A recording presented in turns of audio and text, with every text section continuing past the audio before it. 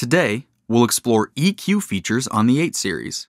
EQ can adjust the tonal characteristics of a signal pre- or post-fade and can be useful in both recorded and live applications.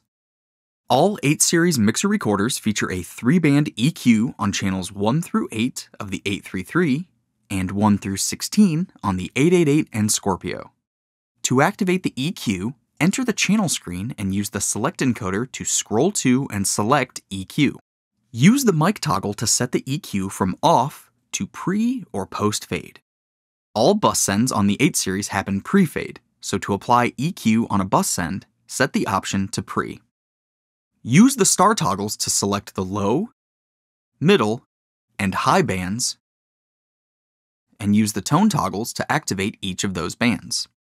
Use the select and headphone encoders to set the selected band's frequency and gain, respectively. Low and high bands have the option to be set as a peak or shelf filter. Use the return toggle to set the Q or bandwidth value.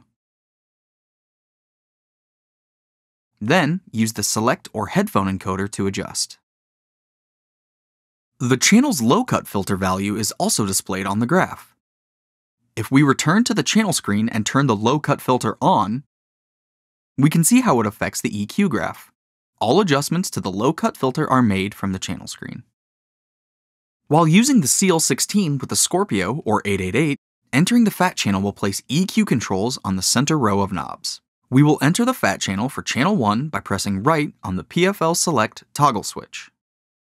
Rotate rotary knob 12 in the top row to change the EQ from off to pre or post. Pressing in on the middle row of knobs numbered 6 through 9, 10 through 12, and 13 through 16 will activate the low, middle, and high frequency bands respectively. The first knob of each group sets the gain. The second knob sets the frequency. The third knob sets the Q value. The fourth knob on the low and high frequencies change the filter type between peak and shelf. While in the FAT channel, pressing in on knob 5 activates the low-cut filter. You can use this knob to adjust the frequency value. All EQ changes are reflected in the EQ section of the channel screen, as well as on the CL16. You can also use the select knob and the mic toggle on the CL16 to activate the EQ, just like before. Thanks, and we'll see you next time.